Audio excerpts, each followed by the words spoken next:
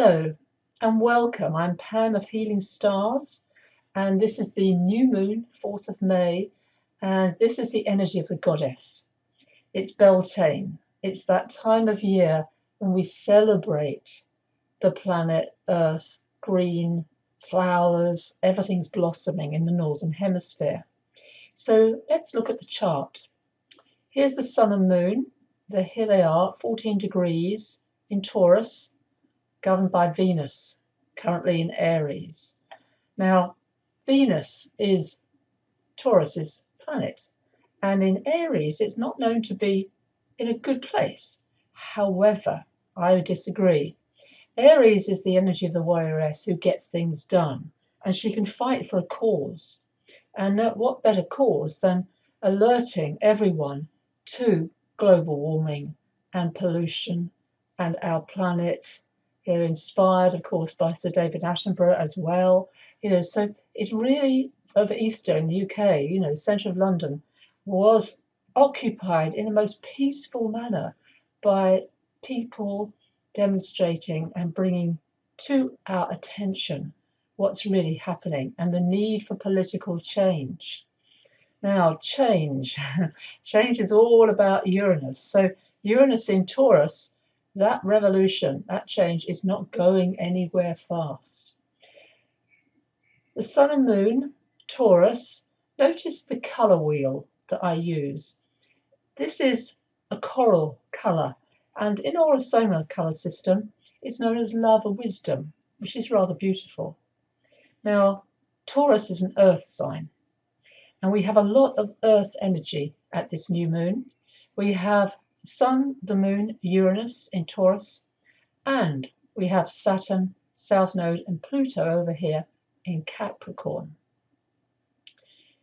Venus will change, all things change, and the inner planets change quite frequently, and Venus will move into her own sign on the 15th of May, that's Taurus.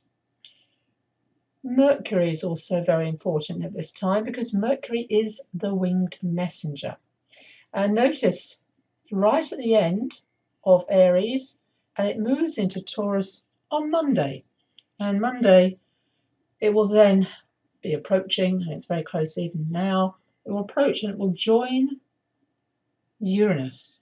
Now, Mercury and Uranus get along really well because Uranus is said to be the higher vibration of Mercury. And when Mercury and Uranus come together, it's very much in the tarot.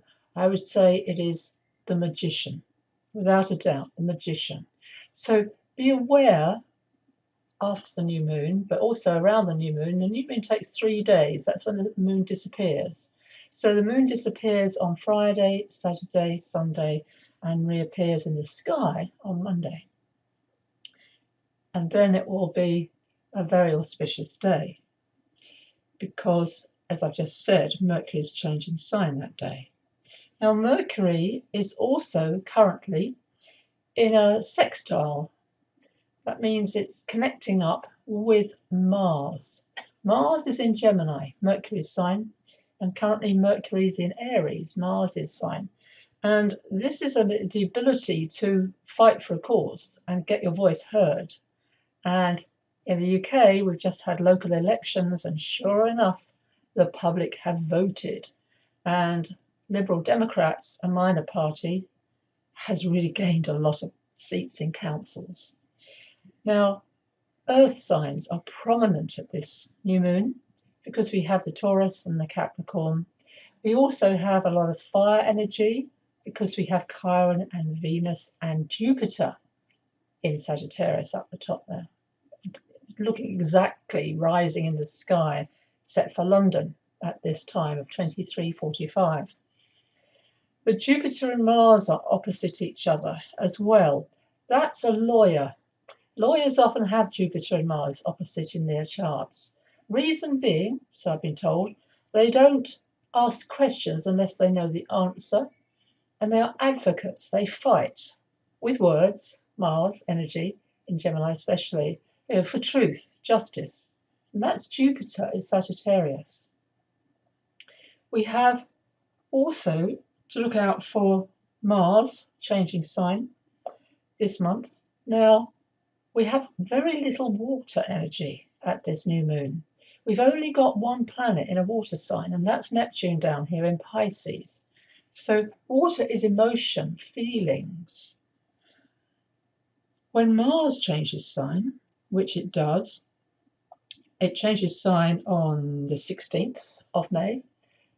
Interesting, just as Venus changes sign on the 15th. Often planets change sign very close to each other. So Mars will then move into Cancer, and that's a water sign. So that slightly restores the balance. Mars in Cancer is very caring. It's not strong in the sign of Cancer because it likes Capricorn, it likes Aries, it's okay, and obviously Scorpio it likes.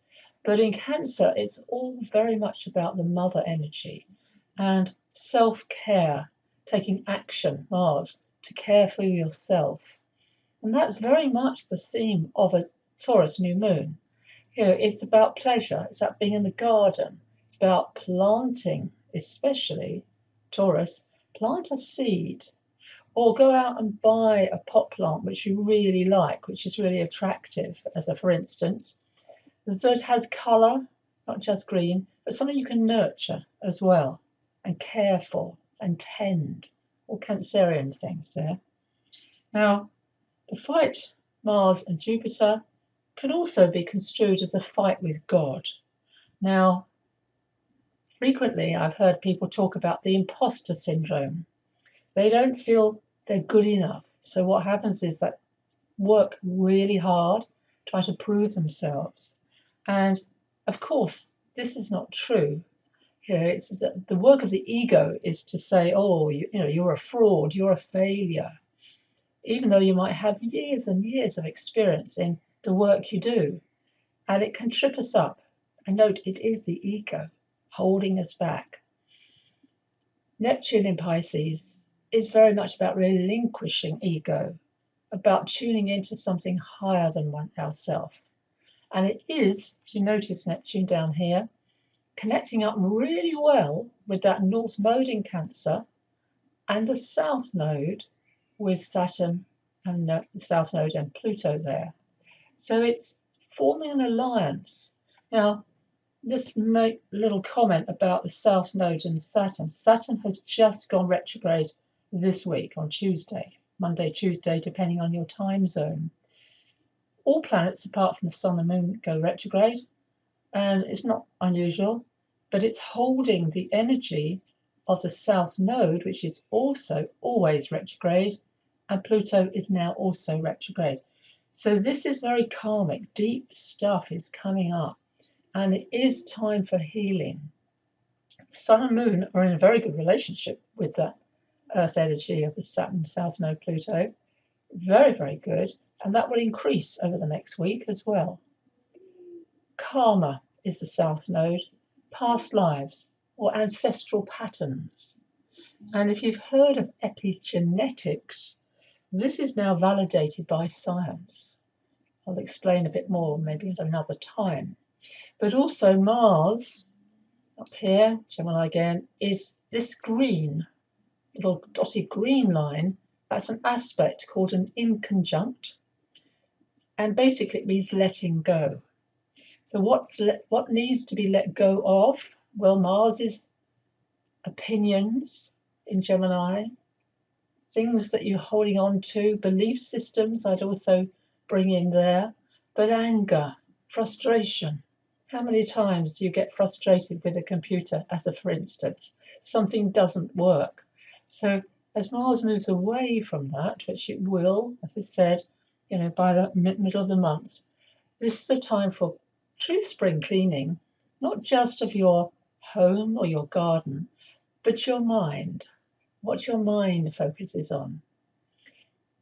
In Vedic astrology, which I practice, the moon is in a lunar mansion.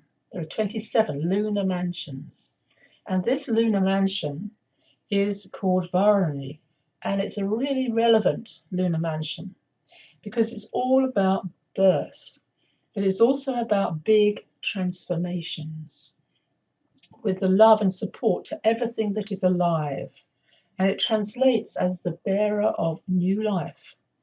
So birth and transformation, and of course birth and death belong together, just as we've gone through winter when things die, and now we're in the spring in the Northern Hemisphere where things are coming alive again.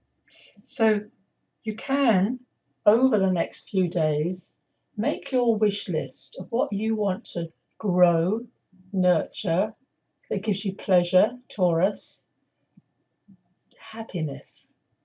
I walked past a woman only today with a t-shirt saying happy on it.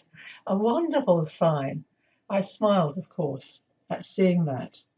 So this real energy that Uranus is offering us about change, radical change, can be sustainable in the sense it's now in Taurus. Thank you for watching. I'm Pam Carruthers of Healing Stars. Oh, and yes, I have a special offer on. If you're interested in a consultation with me and you can't afford the time of a 90-minute consultation, which is my regular, I'm offering an hour. So an hour obviously has to be laser focused, and it's going to be offered on my website, and it will be £65. So a few people have taken me up on this only recently, and I realise, of course, it's something that I have not been offering until now. So thank you for watching. Pam Carruthers of HealingStars.com.